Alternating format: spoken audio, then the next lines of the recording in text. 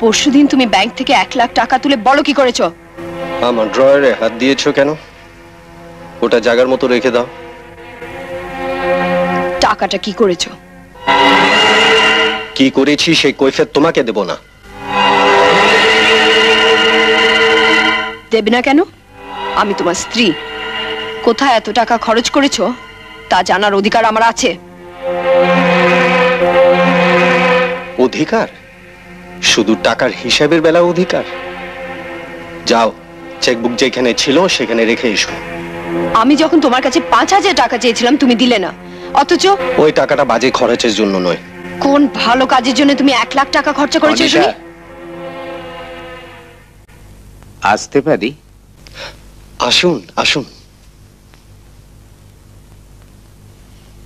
ভালো আছো? তুই সকালবেলায় চলে আসিস মা। আমি এ বিয়েতে যেতে পারবো না।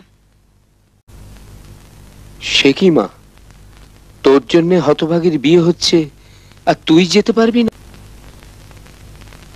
আমার জন্য? হ্যাঁ, সেদিন যদি তুই ওই 1 লাখ টাকা না পাঠাতিস তাহলে তো বিয়েটাই হতো না। আমি 1 লক্ষ টাকা?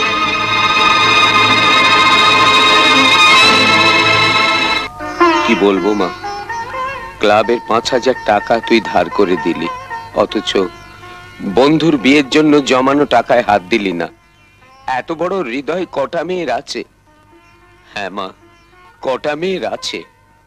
এবার চেক বইটা রেখে আসতে আপত্তি নেই তো?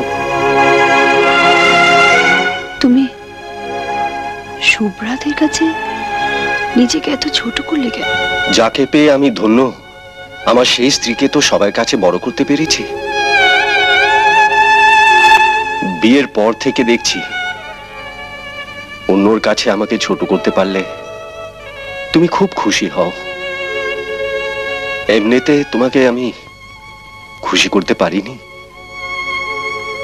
তাই সবার কাছে নিজেকে ছোট করেও তোমাকে যদি সুখী করতে পারি